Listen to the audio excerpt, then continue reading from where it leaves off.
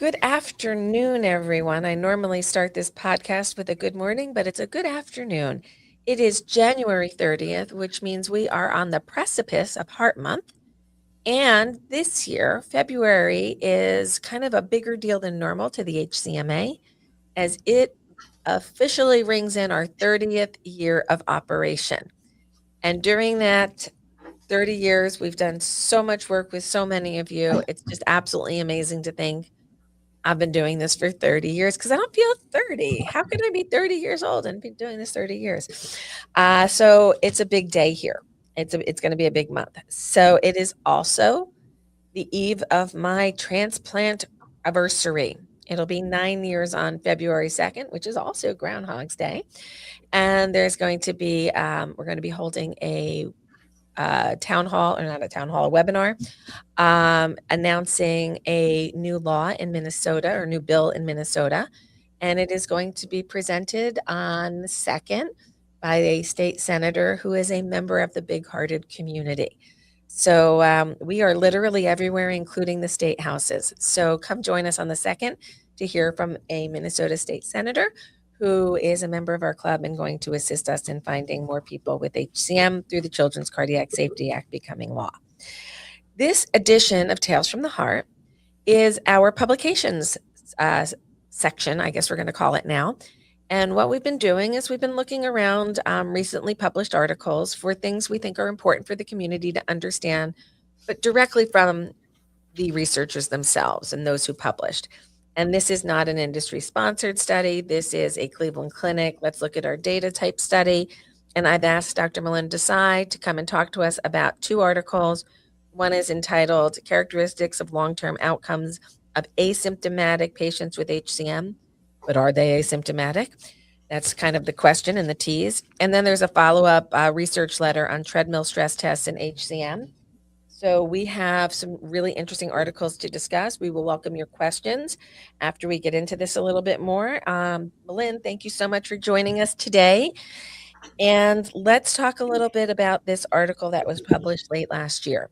Yeah, thank you, Lisa, for having me here. And yes, I am excited to talk about these two very relevant articles on asymptomatic, or are they? Yes, you set it up nicely. But before I go there, I do definitely need to congratulate you and your team for getting to 30 years of very impactful advocacy.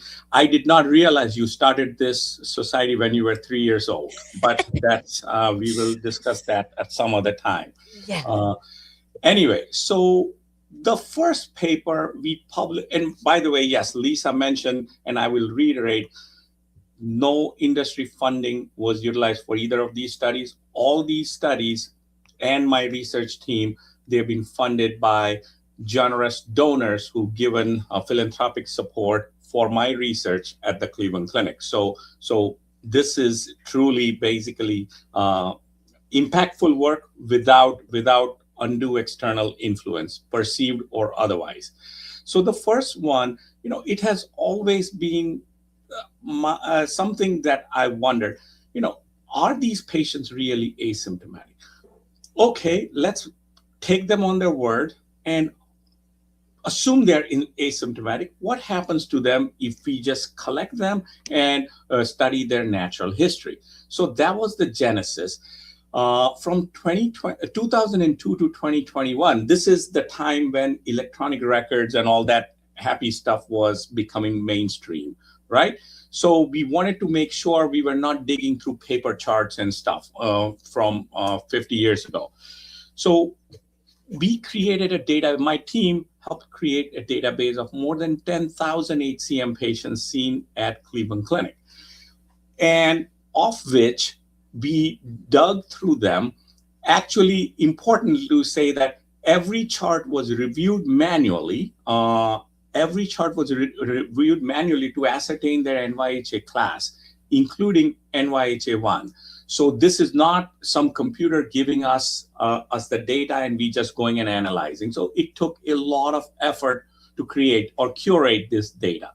3,393 patients were identified with HCM who were deemed to be asymptomatic by their history, but also by an experienced physician evaluating these patients at the Cleveland Clinic. So that formed the basis of the population. So let's pause for just a second for Yes. those who are listening who don't know some of our acronyms. So NYHA is what and how do we use it? Yeah, NYHA class is New York Heart Association class. It basically gives a physician or a healthcare provider a sense of what the symptomatic status of a patient is. NYHA 1 is your normal, 2 is mild symptoms, 3 is significant symptoms, and 4 is debilitating symptoms.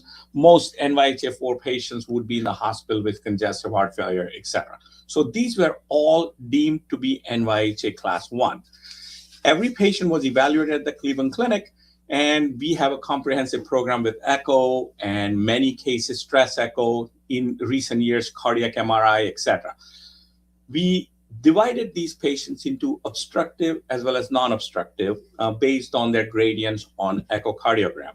And a few things we collected along with the standard things we'll talk about, including what happens to their New York Heart Association progression, what happens, how many of them ended up needing septal reduction therapy, how many needed an ICD transplant, how many had an appropriate ICD discharge. We also looked at how many survived in the long term versus not.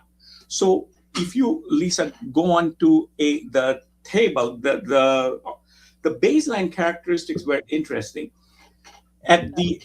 After this detailed evaluation, about 4 out of 10 patients, only 4 out of 10 patients had obstructive HCM. So most HCM patients know their numbers.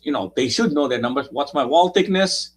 What's my gradient? And these patients had a gradient of more than 30 millimeters of mercury at rest or with provocation. Otherwise, the obstructive patients tended to be a little older, more women. They had slightly more hypertension, high blood pressure, and the non-obstructive patients had slightly more family history. So obviously non-obstructive HCM tends to be a mixed bag. So, the burden of making a diagnosis, I find slightly higher in non-obstructive HCM. Similarly, the number of people with defibrillators was slightly higher in the non-obstructive HCM population. And basically, if you look at the echo parameters, again, the walls were slightly thicker in the obstructive arm. The mass was slightly more because they also have to deal with pressure-related obstruction. And as would expect, the gradients and the mitral regurgitation was significantly higher. Their exercise capacity in the obstructive population was significantly lower compared to the non-obstructive. And towards the later part, obviously for more than a decade now, we have started doing MRIs routinely. And so a subset of patients had cardiac MRI, and presence of scar or fibrosis was assessed. And as it turns out, there was no significant difference between the two groups in terms of degree of scar. Now, as we look at these patients in terms of longer term follow-up, what we found during the course of the disease, about 73% remained asymptomatic, but that means 27% did not. 1 in 4 progressed to NYHA class 2 and 2, 3, and 4. So this is real. Just because you are asymptomatic today, you do need to be put into a follow-up plan. The follow-up was long. If you read the paper, 10 and a half years mean follow-up. So a long term of follow-up. During this follow-up, what did we find? 27%, so 926 thereabouts patients died. The mean age was 50 odd years. So, an average follow-up 10 years. So about 926 patients died. 361 patients underwent surgical myectomy because of the perception of the Cleveland Clinic physicians that they needed septal reduction therapy. 0% mortality in these patients. This is a high volume center. Smaller proportion underwent transplants, and even smaller proportion experienced inappropriate deaths. Then if you go to the chart, to the figure, Lisa, this is the money figure. Uh, this is what we call survival curves, where we are plotting percentage of survival over the years of follow-up. And the p-value you see is there any significant difference? So anything less than 0.05 of p-value is considered to happen not by chance, but a deliberate event happening. So there are three curves, if you notice. The dotted line is normal United States age and gender match population. The green line is non-obstructive, and the blue line is obstructive HCM patients. So what we found was, over the course of time, obstructive HCM patients did worse compared to the other two groups, including the normal US population. When we did some predictors, so what predicts this?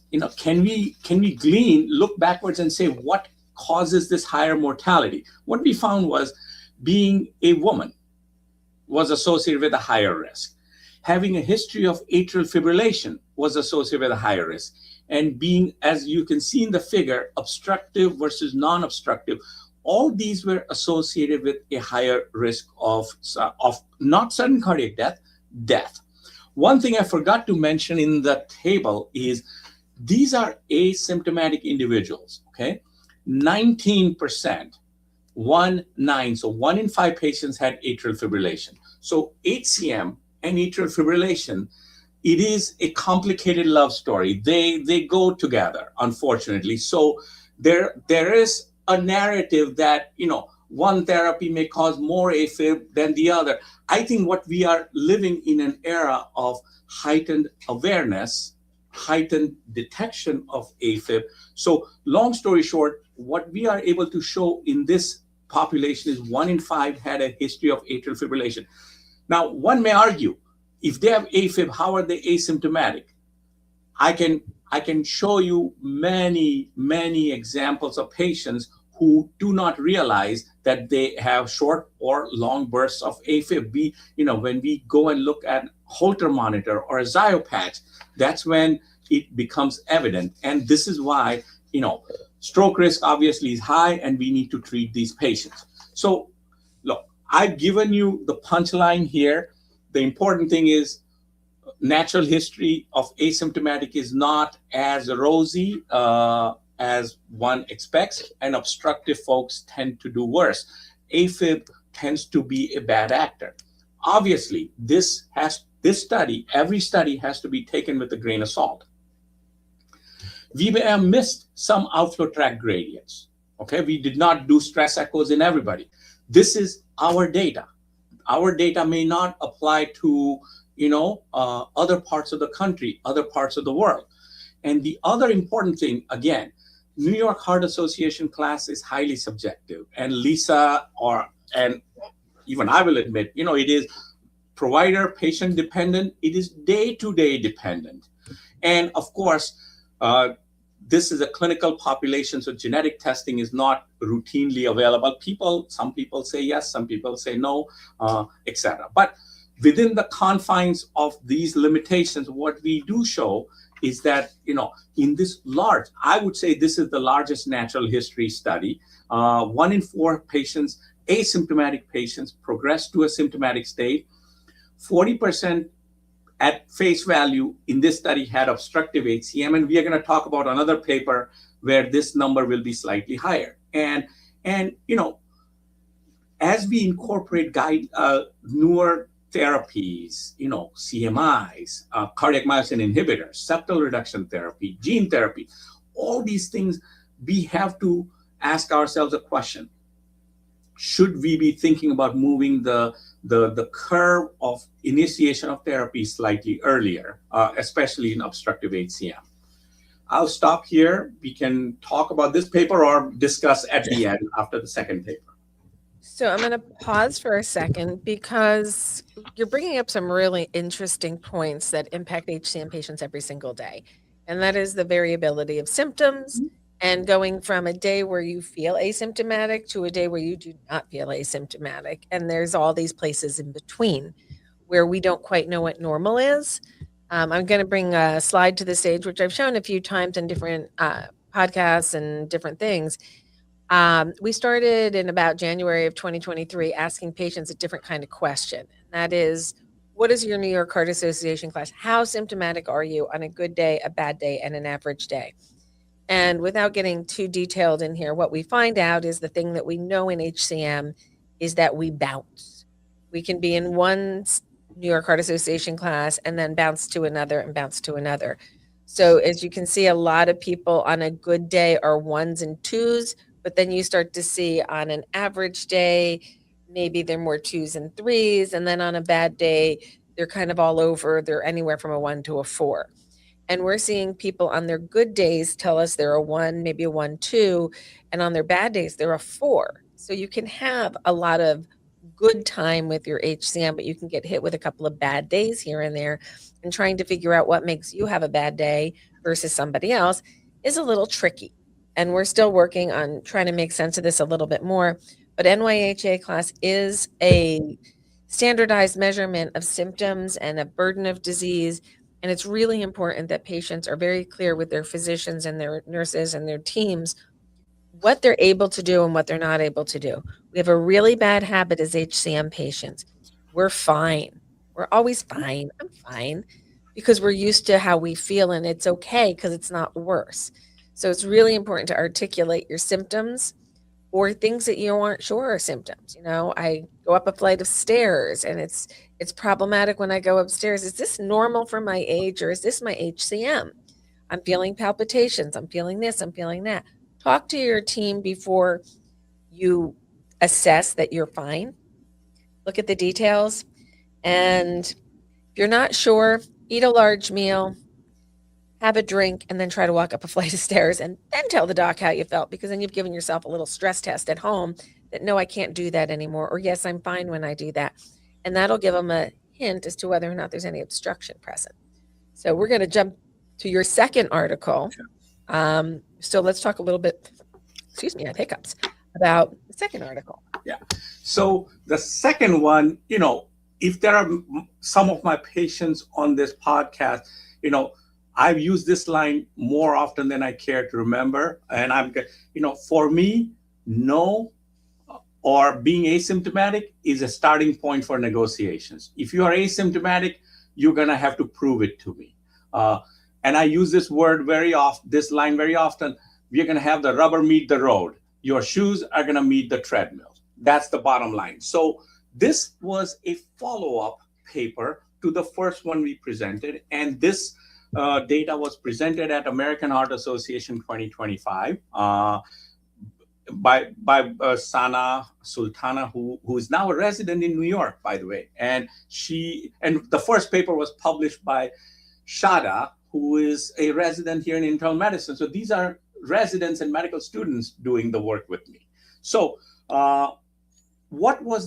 and this is a follow-up study from the same large database we talked about. So again, we know what the data is in symptomatic patients and stress tests and this and that, you know.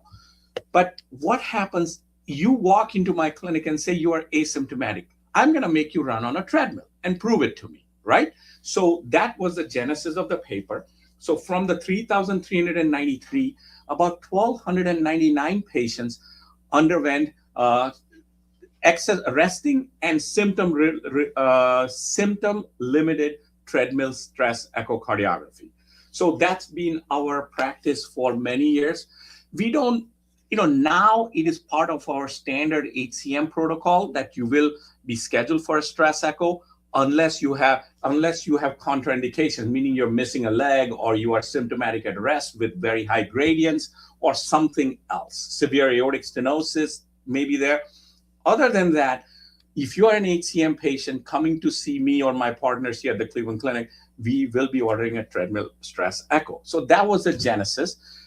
The data was very similarly collected. So again, everybody was ascertained to be NYHA class 1. Here, in addition to the standard resting echo data, we also collected how much exercise time they had, what was the blood pressure response, what we saw on echo, exercise echo, how much SAM was there, how much gradient, how much degree of mitral regurgitation. Then we went a little further. The exercise time, which we record as metabolic equivalence. I mean, yes, you can also do peak VO2 using cardiopulmonary exercise testing, but we don't mandate that in everybody. It is expensive, inconvenient, and not all. I mean, so we reserve it for some people, but everybody we measure their METs, metabolic equivalence. And what we ended up doing was adjusting the METs for your age and sex. So there are different formulas. So if you're a man, there is a specific formula to calculate what is your expected METs. And if you're a woman, there is another formula to calculate what would be your expected METs. So if Lisa Salberg is coming here for her stress echo, I would know that Lisa at 33 years of age, we established that she's 33 years today. 33 years of age, she should run, let's say, based on her age, let's say she should run 10 METs or 10 minutes. If she runs 11 minutes, then, her age, sex predicted metabolic equivalent percentage would be 110%. But if she only runs 70%, that's lower than what would be expected. So every patient, we calculated this. And of course, the endpoints were similar to the prior study. So if you go to the table, what we found, again, we divided the patients into obstructive and non-obstructive patients. What we found was the age was very similar. Of course, the patient AFib, the amount of AFib was also similar. Background therapy, so beta blockers, calcium blockers, all that happy stuff was significantly higher in obstructive because they are obstructive, and we are trying to help with their symptoms. This is on resting echo, right? And importantly, then what we found, if you just relied on resting echo, only 36% of these patients would be characterized as obstructive HCM. So only 463 out of the 1299. But if you put them on the treadmill and then measure their gradients, we found additional 22%. So 1 in 5, a little over 1 in 5 patients did not have demonstrable obstructive gradient at rest. We found what the literature calls latent LVOT obstruction. So then when you add the math, that now almost 60% patients become obstructive. So if you are going to a practice and your doctor is not doing all the diligent things to provoke a gradient, including stress echo, you may have a false sense of security. Now on treadmill, and if you look at the table, the lower part of the table, of course, the obstructive patients had far worse, significantly lower exercise capacity. A lot more patients did not achieve more than 85% of age, gender predicted METs. Their gradients were much higher, obviously. Their mitral regurgitation was much higher. And there's a thing that is listed E over E prime. That's a marker of stiffness of the heart, diastolic dysfunction. That was worse in an obstructive population compared to non-obstructive populations. Now, the punchline, these patients had little over 12 years of follow-up, so long-term follow-up, okay? Similar to the other study, 77% remained in NYHA class 1 over the duration, while the rest progressed over time. And within the obstructive HCM population, that eventually some of them became symptomatic, and 28% of that, so 207 patients underwent myectomy with excellent results, okay? But I told you a lot more patients were asymptomatic and obstructive. So based on the prevalent guidelines and the understanding over the time,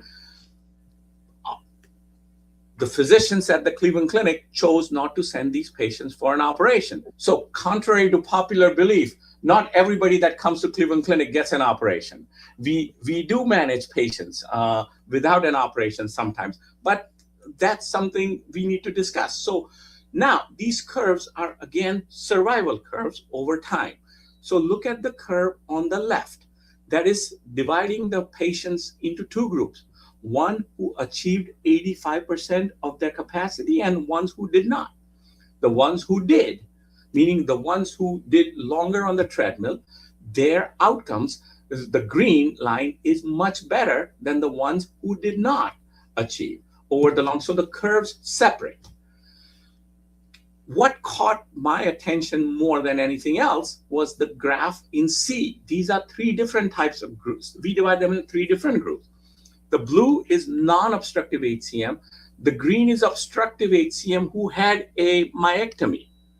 And the yellow is obstructive HCM who we chose to follow who did not have a myectomy. Look at the yellowish line. Their longer term outcomes are significantly worse. And this is not, we are not talking about heart failure. We are not talking about soft endpoints. These are dead people and non-dead people. Okay, so these are hard endpoints. So this caught my attention. Again, what were the factors associated along with obstructive that did not get operated? AFib, again, emerged as a bad actor. And the other is reduced exercise capacity was another bad actor. Now, we did some additional age, gender-related survival analysis, and what we found was the survival up to 20 years in the non-obstructive and the operated patient was similar to a normal age gender matched population, whereas the survival in the ones that did not get operated was not as good. Look, there are far worse diseases that kill people, but here the compared to the myectomy population, the ones who did not have a myectomy and were obstructive did far worse. Obviously, this is a single-centered study.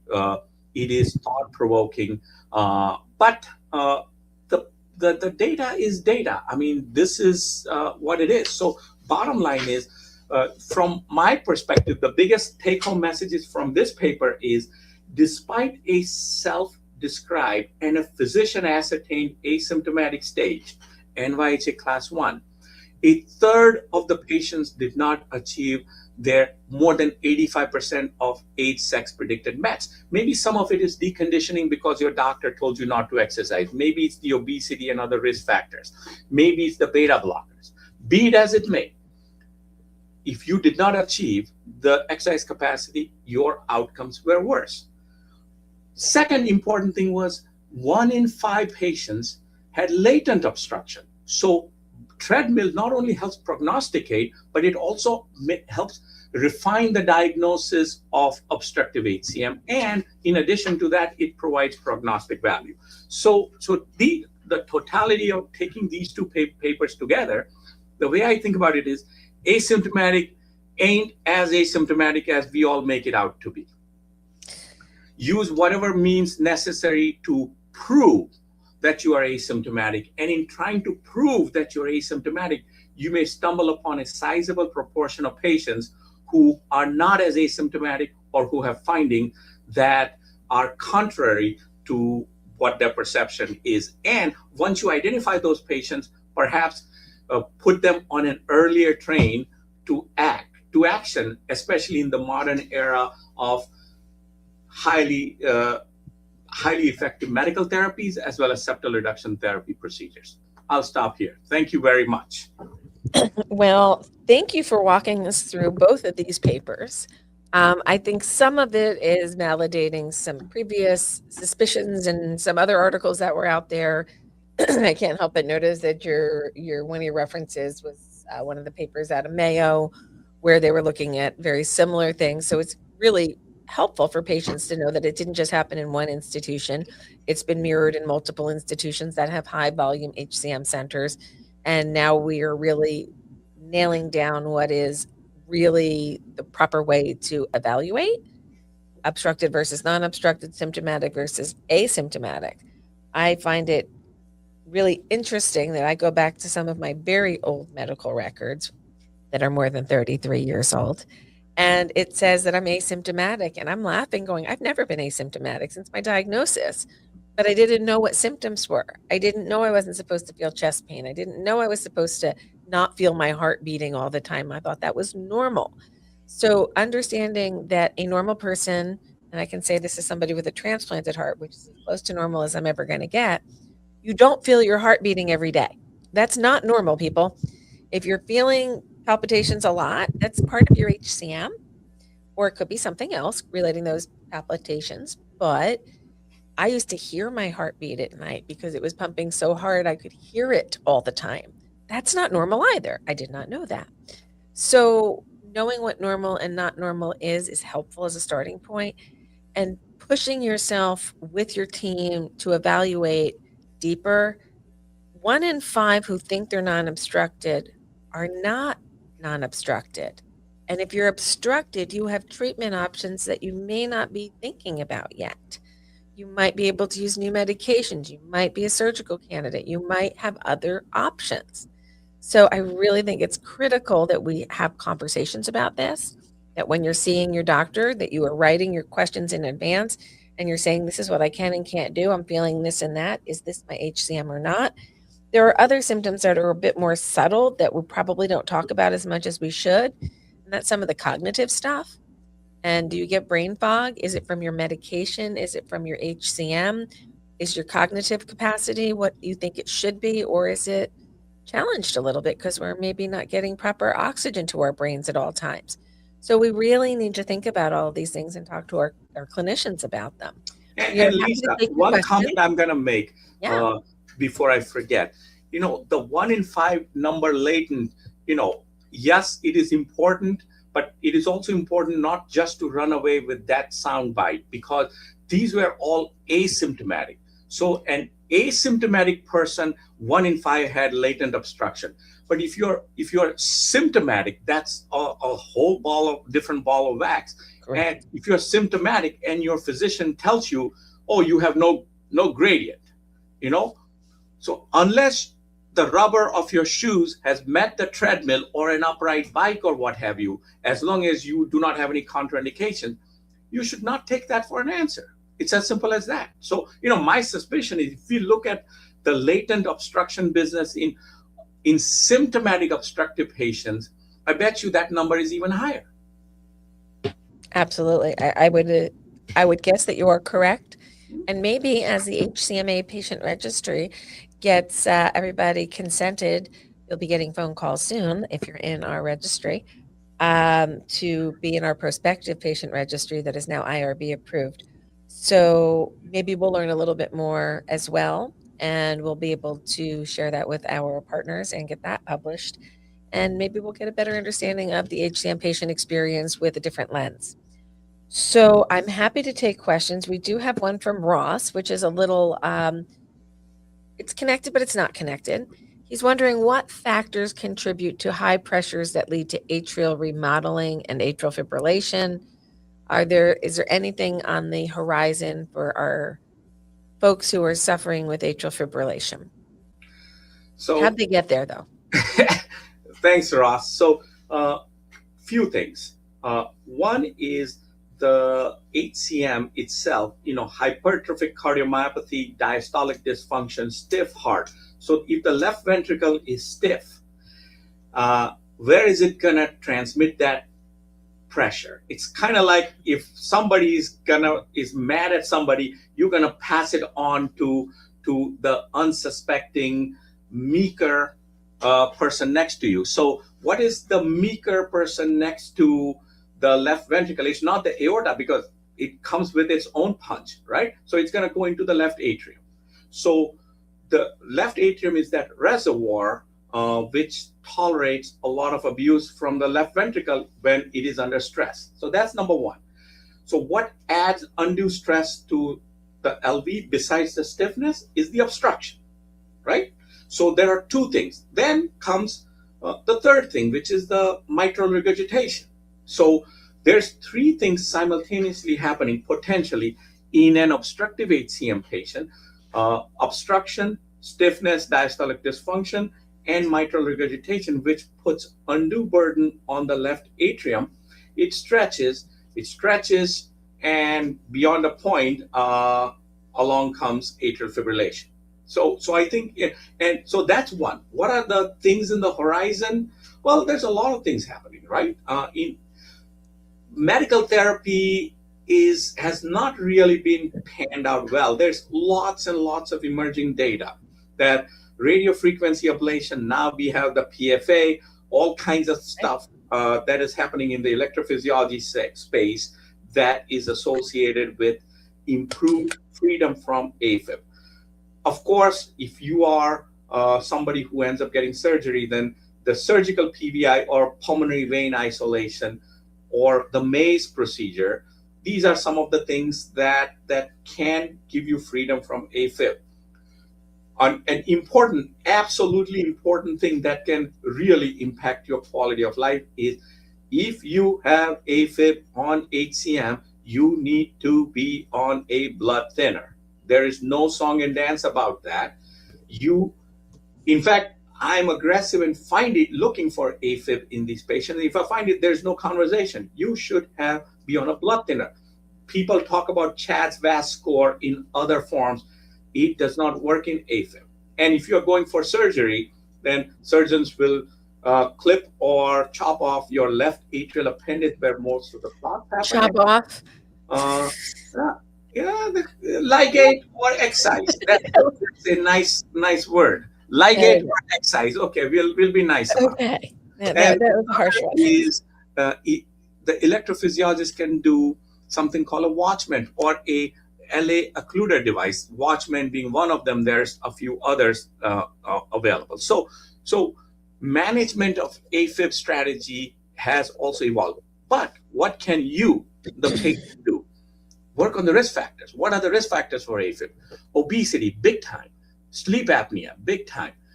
Alcohol intake, big time. What I tell my patients is, I don't drink alcohol, but I'm not going to tell you how to run your life. But 0 is better than 1 drink, and 1 drink is better than anything more than 1 drink. That's a standard line I use with my patients. So if you can avoid alcohol, by all means do so, because that's a major trigger for AFib. Yeah. Absolutely is. So I'm going to sidebar a conversation with you that we did not prepare in advance, but I'm working on a very tiny little project here at the HCMA. And while I have you here, and you mentioned AFib and you mentioned anticoagulation, so we're working with a very small startup company that's creating a device to measure coagulation rates in DOAC patients. So that's Eliquis, Perdaxa, Xarelto, not warfarin. Warfarin we can measure, but there's no way to measure DOAC. So the person who created the antidote for DOACs has now created a small machine. It's a little bit bigger than a cell phone that you put a drop of blood in, and it measures the amount of time that it takes to coagulate. When I say this is a small study, this is a small study, and we're working on it here out of our office in Denville, New Jersey with a local doctor. If anybody in the Morris County, Sussex County area of New Jersey is interested in coming out and doing a trial in a doctor's office, it'll take you an hour and they'll pay you for your time. Call the office and we can tell you more about it. We're trying to get some other sites started in Long Island and in New York State so that we can at least test the concept, because it looks like it could really work. And now that I've given that setup, Milind, why is it really important to know if somebody's anticoagulated or not? Should they show up to the emergency room? And when can you give them therapies if they are on a DOAC? Yeah. So, yes, look, if you come to an emergency room with AFib, and if you use the dreaded word or appear wishy-washy about your diligence in taking your anticoagulation, so DOAC meaning the newer generation, the NOACs or these kind of drugs, if you say I've missed 1 dose in the last couple of weeks, and you may not even have, you bought yourself a transesophageal echocardiogram. And before, we are going to look for a clot. If there is no clot, then we could shock you out of it. If there's a clot, then obviously we would not, because that would increase the risk of a stroke. So always take your medications. It's easier sort of with warfarin because we can measure the INR. and if it is therapeutic between 2 and 3, then it is okay to proceed with a cardioversion. But with DOACs, because there's, like Lisa mentioned, there's no specific spot blood check. The assumption is if you take this diligently, if I give you DOAC for a month and you don't miss a single dose, vast majority of the times, we can cardiovert you without repeating a transesophageal echo. So it is important, A, to be taking the medicine, but B, to recognize that there is a potential gap in our ability to make a conclusive diagnosis, and innovations like these is what makes it fun for us and safe for you, the patient. The other issue that isn't common for HCM, but it is presenting with a stroke while you're on a DOAC, and they can't give you TPA if the DOAC is at a higher dose. You got to let that dose come down. So it's really important to develop this type of technology to keep patients safe and deliver therapies in a more efficient manner. So I'm going to put a post out on this later on, but it's just a tiny baby study. We only need a handful of people. We need a vial of blood and an hour of your time in Denville, New Jersey right now. The clinic is taking patients on Thursdays, noon to 3 right now. We're looking for some more spots. It's very limited, but when we get there, I just think it's a cool piece of technology that we really could use. And we don't normally get involved very, very early in process, but this is, people in the industry and they're like, we got to get this tested, but it's a small company. So anybody interested, please give us a call. Okay, so Milind, non-obstructed HCM, asymptomatic HCM, obstructive HCM, they can all confuse us. Why is it really important to know which one you're in? I want to hear it from you, whether you're really asymptomatic or really not obstructed. Yeah, I mean, look, I think it is important. If you are asymptomatic, then prove it to me, right? I mean, because look, you proving it to me may or may not do anything to me, but it sure as heck will help me make an informed decision that will help you. What does a patient want? Most of them, I want to live longer.